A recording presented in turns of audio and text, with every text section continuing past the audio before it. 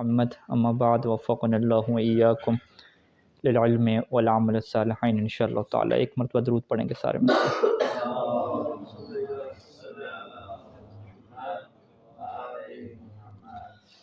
یہاں پہ جو فصل رابع عشر ہے اس کا عنوان یہ رکھا کہ متی یظہر، کہ امام مہدی علیہ السلام کا ظہور کب ہوگا۔ مقدماتی پہلے گفتگو فرمائیں گے اور پھر علامات کی طرف گفتگو کا یہ رخ موڑیں گے۔ سب سے پہلے یہ بیان فرماتے ہیں کہ اللہ تعالیٰ کی یہ حکمت ہے اور اس کی حکمت کا تقاضا ہے کہ امام مہدی علیہ السلام کے ظہور کے وقت کو چھپا کے رکھا جائے اور لوگوں سے مجہول رکھا جائے۔ بس صورتحال ہمارے پاس یہ ہے کہ کوئی بندہ بھی دقیق طریقے سے نہیں جانتا کہ کون سا سال ہوگا اور کون سی تاریخ ہوگی کہ جب امام مہدی علیہ السلام ظہور فرمائیں گے۔ اور پھر بہت زیادہ ہمارے پاس احادیث ہیں اللہ کے رسول سے لے کر سارے اہل بیت علیہ السلام سے امام علی نقی علیہ السلام، امام حسن عسکری علیہ السلام تک، کہ جس میں امام کے متعلق گفتگو کی گئی ہے، لیکن کسی بھی ایک حدیث میں اس بات کی تصریح نہیں آئی کہ وہ کون سا سال ہوگا اور وہ کون سا دن ہوگا، یعنی سال اور دن کو ایک ساتھ معین کیا گیا ہو۔ یہ کسی جو ہے وہ روایت میں ہمیں یہ چیز نہیں ملتی، کوئی ایک خبر بھی جو ہے وہ نہیں ہے، بلکہ اس کے بالعکس ہمارے پاس بہت ساری روایات ایسی ہیں کہ جس میں اس بات کی مذمت کی گئی ہے کہ جو امام کے وقت کو معین کرتا ہے وہ انسان جھوٹا ہوتا ہے، اور اہل بیت علیہ السلام نے اس بات کی نفی کی ہے کہ امام کے وقت کو اور ظہور کے وقت کو جو ہے وہ تم معین نہ کرو۔ یہاں پہ کچھ روایات کو یہ بیان کریں گے، جیسا کہ ایک روایت اللہ کے رسول سے یہ بیان فرماتے ہیں کہ آپ نے فرمایا کہ وَيَكْذِبُ فِيهَا الْوَقَّاتُونَ، کہ ظہور کے متعلق جو وقت بیان کرتے ہیں وہ لوگ جو ہیں وہ جھوٹے ہیں۔ اسی طریقے سے ایک اور روایت کہ فضیل نے امام باقر علیہ السلام سے یہ سوال پوچھا کہ حل لہذا الامر وقت، کہ کیا امام کے ظہور کا کوئی وقت ہے، معین ہے کوئی وقت؟ تو امام علیہ السلام نے فرمایا کہ کذب الوقاتون کذب الوقاتون کذب الوقاتون، یعنی 3 دفعہ یہ فرمایا تھا کہ جو بھی وقت کو معین کرتا ہے وہ انسان جھوٹا ہے۔ اسی طریقے سے آ جائیں امام جعفر صادق علیہ السلام کے زمانے میں، تو انہوں نے بھی یہی بات ارشاد فرمائی کہ کذب الموقتون، اور ما وقتنا فیما مضا ولا نوقت فیما یستقبل، کہ جو بھی بندہ بھی وقت بیان کرتا ہے کہ یہ ظہور کا وقت ہے وہ جھوٹا ہے، اور ہم نے نہ گزشتہ سیرت میں یہ کوئی کردار ہمارا رہا ہے کہ ہم نے وقت بیان کیا ہو، اور نہ ہی مستقبل کے اعتبار سے ہم کوئی وقت بیان کریں گے۔ اور اسی طریقے سے یہ بھی روایت ہے امام علیہ السلام سے کہ کاذب الوقاتون وحالک المستعجلون ونجل مسلمون، کہ جو وقت معین کرنے والے ہیں وہ بھی جھوٹے ہیں، اور جو مستعجل ہیں، چاہتے ہیں کہ جلدی جلدی ظہور ہو اور جلدی وہ وقت معین کر دیتے ہیں، وہ بھی ہلاک ہونے والے ہیں۔ اور تیسرا طبقہ جو ہے جو تسلیم کرنے والا ہے کہ جیسے اللہ کا حکم ہوگا ہم اسی کو تسلیم کرتے ہیں، تو وہ جو ہے وہ نجات پانے والے ہیں۔ اس کے بعد مصنف یہ کہتے ہیں کہ یہاں پہ جو روایات میں تکذیب کی گئی کہ وقت معین نہ کریں، تو اس کا یہ مطلب ہے کہ اس سال کو جو ہے وہ معین نہ کریں دقیق طریقے سے کہ جس میں جو ہے امام علیہ السلام ظہور فرمائیں گے، جبکہ اس کے جو علاوہ سال کو معین کرنے کے علاوہ آپ کلی طور پہ علامات کے اوپر آپ گفتگو کر سکتے ہیں، اور احادیث میں جو ہے وہ کچھ حتمی علامات کا ذکر ہوا ہے، اور حتمی علامات کا مطلب یہ ہے کہ جس سال یہ علامات ظہور پذیر ہوں گی اسی سال جو ہے وہ امام علیہ السلام کا کیا ہو جائے گا، ظہور ہو جائے گا۔ تو لہٰذا جو ہے وہ حتمی علامات سے ہٹ کے انسان جو ہے وہ سال معین نہیں کر سکتا، لیکن اگر حتمی علامات ظاہر ہو جائیں تو حتمی علامات کے بعد انسان اسی سال کو کیا کر سکتا ہے، معین کر سکتا ہے، کیونکہ یہ روایات سے کیا ہوتا ہے، استفادہ ہوتا ہے۔ اچھا، اس مقدمے کے بعد ایک دوسرا مقدمہ وہ لکھتے ہیں کہ اس میں کیا حکمت ہے اللہ تعالیٰ کی طرف سے کہ امام کے جو ظہور کے وقت کو جو ہے وہ مخفی رکھا گیا، چھپا کے رکھا گیا، اور اسے جو ہے وہ ہمیں نہیں بتلایا گیا۔ کہتے ہیں کہ اس میں جو حکمت ہو سکتی ہے لعل، شاید اس میں یہ حکمت ہو، یعنی حقیقی حکمت کا تو ہمیں نہیں پتہ، شاید اس میں حقیقی حکمت یہ ہو کہ اتنی لمبی مدت تک جب مومنین باقی رہیں گے اور ظہور کا وقت معین نہیں ہوگا، تو مومنین کیا کریں گے؟ امام مہدی علیہ السلام کے ظہور کا انتظار کرتے رہیں گے، اور یہ جو انتظار ہے بڑا مشکل ہے انتظار کرنا، اسی انتظار کے اوپر اللہ تعالیٰ کی طرف سے ثواب اور اجر عظیم کیا ان کو ملے گا۔ تو غیبت صغریٰ سے لے کر آج تک کے حالات یہی ہیں کہ ہر کوئی کسی بات کی امید لگائے ہوئے ہے کہ کاش کہ اسے جو ہے وہ امام کے ظہور کا وقت دیکھنے کو نصیب ہو،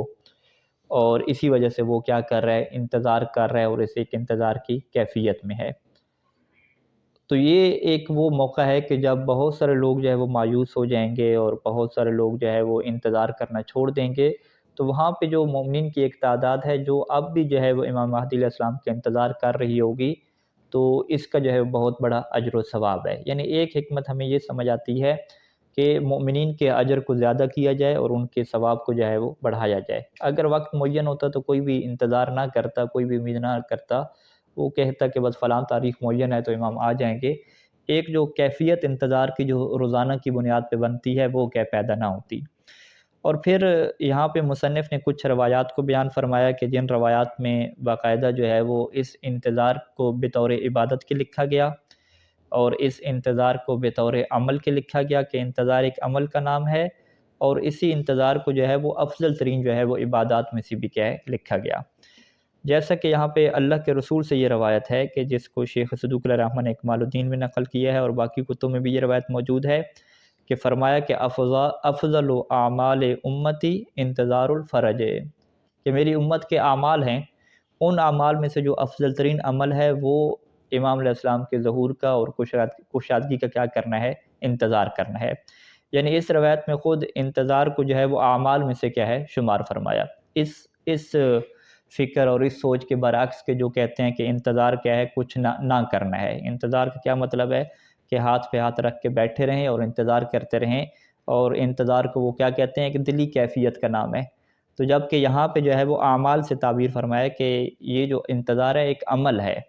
اور یہ جو عمل ہے انتظار کا، یہ جو ہے وہ افضل ترین جو ہے وہ عبادت ہے۔ اور امیر المومنین علیہ السلام سے بھی یہی روایت ہے کہ المنتظر لامرنا کالمتشحت بدمہ فی سبیل اللہ، کہ جو ہمارے امر کا انتظار کرنے والا ہے، یعنی ان کی مراد یہی ظہور ہے، تو وہ ایسے ہے کہ جو اپنے خون میں لت پت ہو اور اللہ کے راستے میں کیا ہے؟ جہاد کر رہا ہو۔ تو جیسے اس کو اجر ملتا ہے، ایسے ہی اس انتظار کرنے والے کو اجر ملے گا۔ اور اسی طریقے سے باقی اہل بیت علیہ السلام سے بھی انتظار کو بطور عبادت کے شمار کیا گیا، اور بہت بڑا جو ہے وہ اس کا اجر بیان کیا گیا۔ جیسا کہ امام صادق علیہ السلام سے یہ روایت بیان فرمائی کہ آپ نے فرمایا کہ من مات منتظرا لہذا الامر کان کمن کان مع القائم علیہ السلام فی فسطاطہ، کہ جو بھی انتظار کرتے ہوئے اس دنیا سے چلا جائے تو اس کی حالت یہی ہے کہ وہ حجت قائم کے ساتھ ان کے خیمہ میں ہے، بلکہ پھر فرمایا کہ لا بل کان بمنزلۃ ضارب بین یدی رسول اللہ صلی اللہ علیہ وآلہ وسلم بالسیف، بلکہ اس کا مقام ایسے ہے کہ وہ رسول خدا صلی اللہ علیہ وآلہ وسلم کے سامنے ان کے لشکر میں شریک ہو کر تلوار سے جو ہے وہ جنگ کر رہا ہو۔ تو یہاں پہ جو ہے وہ اس عظمت کو بیان فرمایا کہ اس انتظار کا جو ہے وہ بہت بڑا جو ہے وہ ثواب ہے۔ یہ جو ہے وہ بیان کرنے کے بعد مصنف کہتے ہیں کہ ایک اور جو ہے وہ اس میں وجہ ہو سکتی ہے کہ خود جو انتظار ہے اس کے ذریعے سے انسان کا کیا ہوتا ہے؟ امتحان کا جو ہے وہ آغاز ہوتا ہے، اور اس پتہ چلتا ہے کہ یہ بندہ غیب کے اوپر اور اللہ اور اللہ کے رسول اور اہل بیت علیہ السلام کے وعدے کے اوپر کتنا جو ہے وہ یقین رکھتا ہے، اور کس طرح سے جو ہے وہ اپنے ایمان کو یہ باقی رکھتا ہے۔ تو لہٰذا جو ہے وہ اس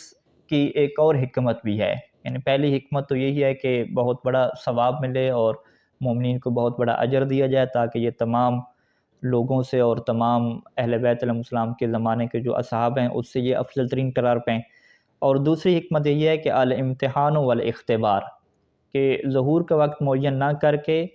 ان کا جو ہے وہ امتحان لینا جو ہے وہ مقصود ہے۔ اور یہ اللہ تعالیٰ کی عادت ہے کہ اللہ تعالیٰ جو ہے وہ صاحبان ایمان کا جو ہے وہ مختلف آزمائشوں کے ذریعے سے جو ہے وہ امتحان لیا جاتا ہے۔ تو یہاں پہ پھر جو لوگ اللہ اور اللہ کے رسول کے اوپر ایمان رکھنے والے ہیں، اہل بیت علیہ السلام کے فرامین کے اوپر یقین رکھنے والے ہیں، تو جتنے بھی لمبی مدت گزر جائے، جتنا بھی لمبا انتظار ہو جائے، وہ اپنے عقیدے اور یقین کے اوپر باقی رہتے ہیں۔ جبکہ جو منافق ہوتے ہیں وہ اس کی وجہ سے کیا ہے؟ مذاق اڑانا شروع کر دیتے ہیں، اور پھر مختلف قسم کی آیات اور احادیث کا مختلف معنی کر کے وہ ان کا ایک طرح سے انکار کرنا شروع کر دیتے ہیں اور کہتے ہیں کہ یہ کام تو جو ہے وہ نہیں ہونے والا۔ اور یہ بات جو ہے وہ روایات میں بھی ذکر ہوئی کہ خود یہ جو انتظار کی لمبی مدت ہے اور ظہور کا وقت معین نہ کرنا ہے، یہ اللہ تعالیٰ کی طرف سے کیا ہے، ایک امتحان کی خاطر ہے۔ اور یہ روایت آپ نے بیان کی یہاں پہ مصنف نے امام موسیٰ کاظم علیہ السلام سے، اور یہ کتاب جو الکافی سے ہے۔ الکافی سے امام موسیٰ کاظم علیہ السلام کی روایت اپنی سند کے ساتھ کہ جس میں یہ جملہ موجود ہے کہ انما ہی محنۃ من اللہ عز وجل امتحن بہا خلقہ، کہ یہ اللہ تعالیٰ کی طرف سے امتحان ہے کہ جس کے ذریعے سے اللہ تعالیٰ اپنی مخلوق کا امتحان لیتا ہے۔ اور پھر مصنف یہاں پہ اس نقطے کی طرف اشارہ کرتے ہیں کہ اللہ کے امتحان کا یہ مطلب نہیں ہے کہ اللہ جو ہے وہ حقیقت نہیں جانتا اور اسے رزلٹ کا نہیں پتہ، اور الیاذ باللہ من ذالک کا وہ جو ہے وہ جاہل ہے اور اسے اس بات کی احتیاج اور ضرورت پڑ گئی ہے کہ وہ امتحان لے گا تو پھر پتہ چلے گا کہ کون جو ہے وہ کتنے پانی میں ہے، بلکہ اس وجہ سے نہیں ہے، یہ اتمام حجت کے لیے ہے اور تاکہ سب لوگوں کو یہ معلوم ہو جائے، واضح ہو جائے، کلیئر ہو جائے کہ کون جو ہے وہ کتنے درجے کے اوپر ہے اور ایمان کا اور یقین اور تصدیق کا کیا درجہ ہے۔ اور قرآن مجید کی آیت بھی یہی بیان کرتی ہے، سورہ عنکبوت کی آیت نمبر 3 سے 5 میں یہی بات موجود ہے کہ احسب الناس ان یترکوا ان یقولوا آمنا وہم لا یفتنون، کہ کیا لوگ یہ سمجھتے ہیں کہ بس وہ اتنا کہہ دیں گے کہ ہم ایمان لے آئے تو انہیں چھوڑ دیا جائے گا اور کوئی آزمائش ان کی نہیں ہوگی۔ وَلَقَدْ فَتَنَّ الَّذِينَ مِن قَبْلِهِمْ فَلْيَعْلَمَنَّ اللَّهُ الَّذِينَ صَدَقُوا وَلْيَعْلَمَنَّ الْكَاذِبِينَ، کہ ہماری تو یہی سنت رہی ہے اور یہی طریقہ کار رہا ہے کہ ان سے پہلے لوگوں کو بھی ہم نے آزمائش میں ڈالا، امتحان میں ڈالا، اور ہم سب لوگوں کو، ان لوگوں کو آزمائش میں ڈالیں گے۔ کیوں ڈالیں گے؟ تاکہ یہ بات واضح ہو جائے اور معلوم ہو جائے کہ کون لوگ ہیں جو سچے ہیں اور تصدیق کرنے والے ہیں اور کون لوگ ہیں جو جھوٹے ہیں۔ اور یہاں پہ مفسرین نے لکھا کہ یعلمن سے مراد کیا ہے، وہ علم فعلی ہے، یعنی فعلی طور پہ کیا ہے، علم حاصل ہو جائے، وگرنہ اللہ تعالیٰ کو پہلے سے کیا ہے، علم ہے، لیکن پریکٹیکل جو معلوم ہوگا اور سب کے سامنے چیز آئے گی وہ تبھی ہوگی کہ جب اس امتحان سے کیا ہے، گزارا جائے گا۔ تو لہٰذا جو ہے وہ امتحان کا مقصد یہی ہو سکتا ہے کہ ایک تو جو ہے وہ مخلوق کے اوپر حجت اتمام ہو جائے اور تاکہ سب کے اوپر جو ہے وہ حجت تمام ہو جائے، اور دوسرا وجہ جو ہے وہ یہ ہے کہ جب مومن اس امتحان میں کامیاب ہوگا تو اس کے ذریعے سے جو ہے وہ اسے اجر و ثواب جو ہے وہ ملے گا۔ اور اسی وجہ سے جو ہے وہ روایات اہل بیت علیہم السلام میں اس بات کو جو ہے وہ ذکر کیا گیا ہے کہ آپ اس امتحان میں کامیابی کے لیے دعا کیا کریں تاکہ اللہ جو ہے وہ آپ کو ثابت قدم رکھے اور معرفت اہل بیت کو اور معرفت امام زمانوں کو باقی رکھے۔ جیسے کچھ دعاؤں کو یہاں پہ مصنف نے بیان بھی فرمایا ہے کہ ایک دعا ہے کہ جسے دعا الغریق کے نام سے روایات میں ذکر کیا گیا ہے، اور یہ امام جعفر صادق علیہ السلام سے ہے کہ جس کے پڑھنے کا حکم دیا گیا تاکہ انسان جو ہے وہ اس امتحان میں ثابت قدم رہے اور بہت بڑے اجر کو حاصل کر سکے۔ وہ دعا جو ہے وہ یہ ہے کہ یا اللہ یا رحمان یا رحیم یا مقلب القلوب ثبت قلبی علی دینک، ایک یہ روایت ہے، ایک یہ دعا ہے روایت میں، اور ایک اور دعا ہے امام صادق علیہ السلام سے کہ انہوں نے کہا کہ یہ جو ہے وہ دعا مانگا کریں کہ اللہم عرفنی نفسک فإنک ان لم تعرفنی نفسک لم اعرف نبیک، اللہم عرفنی رسولک فإنک ان لم تعرفنی رسولک لم اعرف حجتک، اللہم عرفنی حجتک فإنک ان لم تعرفنی حجتک ضللت عن دینی۔ یعنی اس طرح کی دعائیں باقاعدہ تعلیم دی گئیں کہ آپ ان دعاؤں کے ذریعے سے اللہ سے یہ دعا مانگیں کہ اللہ آپ کو جو ہے وہ معرفت عطا کرے اور آپ کے دلوں کو جو ہے وہ اس عقیدے کے اوپر ثابت قدم رکھے تاکہ اجر عظیم آپ فرما پائیں۔ اس مقدمے کے پورا ہونے کے بعد اب جو ہے وہ مصنف یہاں پہ چند ایک روایات کو ذکر کریں گے کہ جس میں باقاعدہ جو ہے وہ جمعے کا ٹائم، محرم کا، اس طرح کے مہینوں اور سالوں کی کیا ہے بات کی گئی ہے کہ امام علیہ السلام کب خروج کریں گے، کب قیام فرمائیں گے، پھر ان حدیث کے اوپر کیا مصنف اپنا تبصرہ پیش کریں گے۔ انشاءاللہ آنے والی گفتگو میں اللہ تعالیٰ کی توفیق سے ہم اسے بیان کریں گے۔ صلی اللہ علی محمد و آلہ اجمعین۔